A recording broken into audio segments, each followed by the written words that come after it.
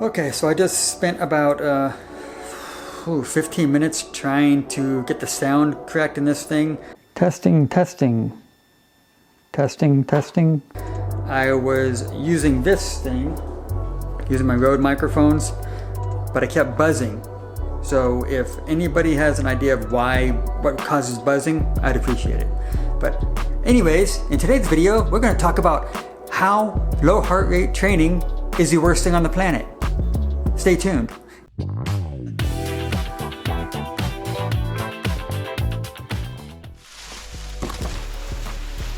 That was a gift made for my darling's Mother's Day gift from our daughter, Leilani. Look at that. Isn't that cool? Of course, I'm just kidding. It's not the worst thing on the planet, but it's pretty frustrating. But on a side note, I got a whole week under my belt of doing low heart rate training. Why am I doing low heart rate training? Because that is the training plan that my running coach, David Levine, has prescribed to me. He says you've got to do low heart rate training for a while to get your body used to being on your feet, to build your endurance, and then when you're finished doing that, then you can incorporate speed work. And so I spoke a few weeks ago about how I'm starting from scratch, and with his help, I'm really starting from scratch. I'm between 110 and 127. Those are my easy pace zone. And yeah, it's been interesting. But as you see, I completed a whole week of it. See right there? And I got, bam, me squeezing on that. 21.5 miles. Right there. I did it.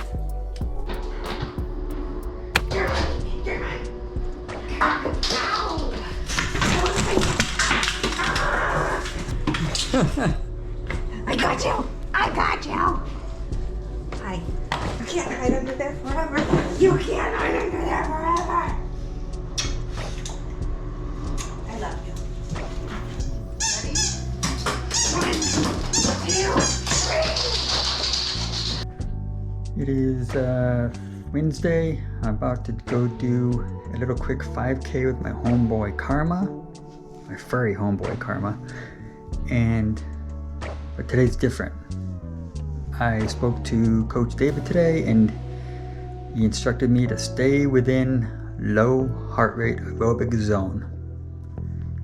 So he has told me that I'm going to probably have to walk for a while.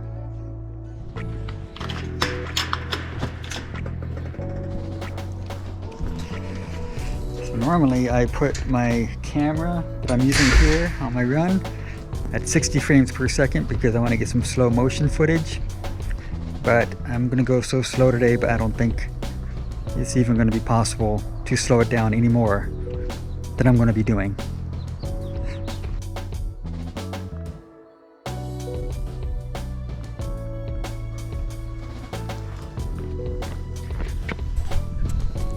Sunscreen, very important. My wife gets on me about using it all the time, so you know, guys, we gotta keep our wives happy. Well, I forgot my GoPro at home. We're taking a little bit of a walk. Heart rate is currently 115. Cannot go any higher than 128. We're doing pretty good. About almost 2 miles in.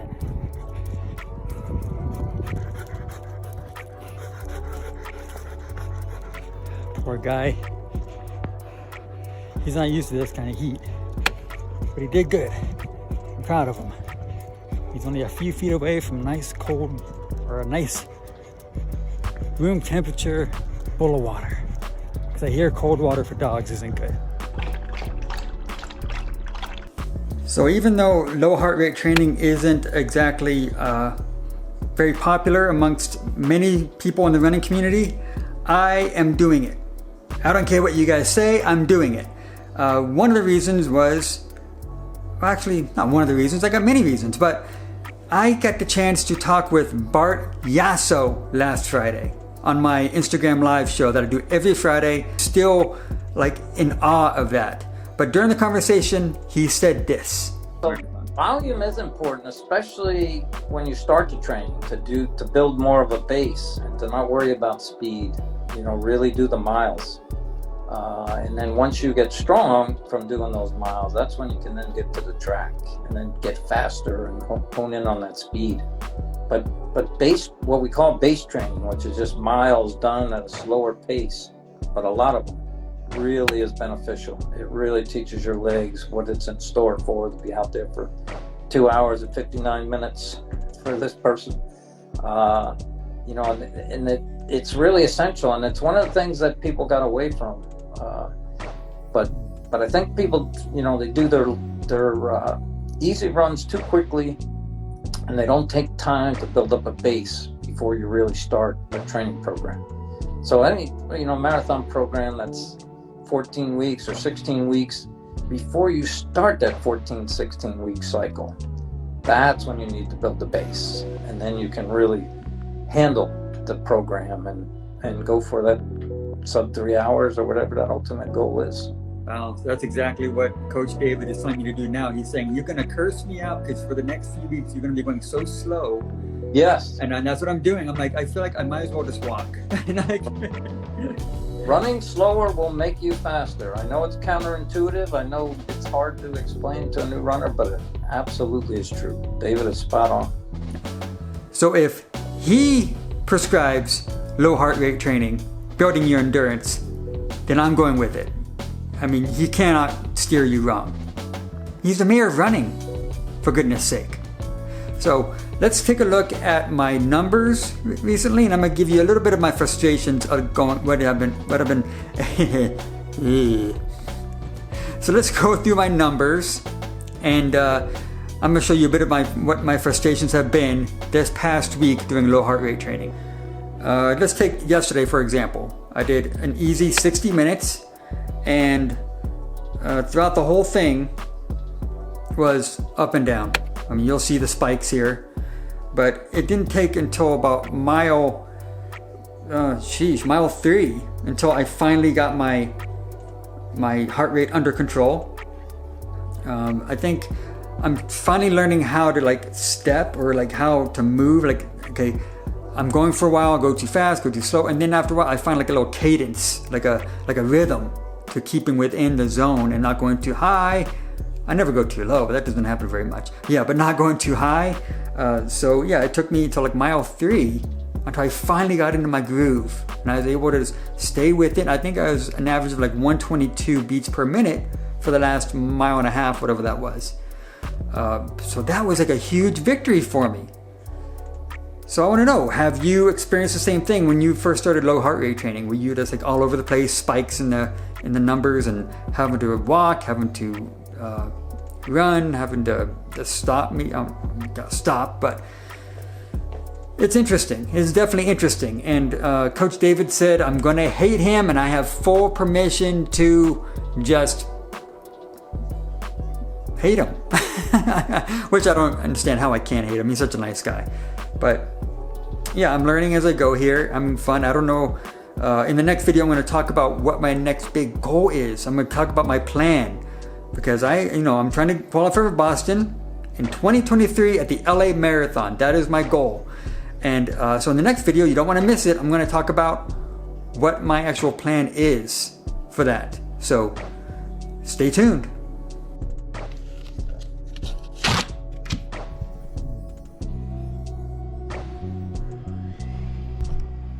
You are greater than you know. Remember that. You're greater than you know. You're greater than you know. I gotta tell these things to myself all the time. Even though I say things to you, I'm actually saying them to myself. So we're in this together. We are in this together. Come on in. He'll cry if you don't let him in fast enough. That's how bougie he is. I just got back from my Tuesday run, 40 minutes easy. I really did not want to do this. So I was just like, oh, I could just take the day off. I have no interest and just a little tired today. But I did it. And it actually turned out really good. Still slow, but I was actually able to do the whole workout in my easy pace. No spikes, just straight across. I don't know what the numbers are. I'll put them up here or wherever. But anyways, yeah, went well. So, oh yeah, one more thing. I gotta do the highlight of the previous video. Okay. Today's highlighted comment of the last video was from my friend Miriam Patton. She is a friend of mine. She used to live out here where I live, but her and her awesome husband moved to Florida, and we had to say goodbye. But we still see them from afar, like on YouTube or Facebook or sometimes video chat. So anyways, her message was, this is a great video. She's talking about the Magic Mountain video. Six Flags should be paying you. Happy Mother's Day, Jen. Miriam, I agree. They should pay me.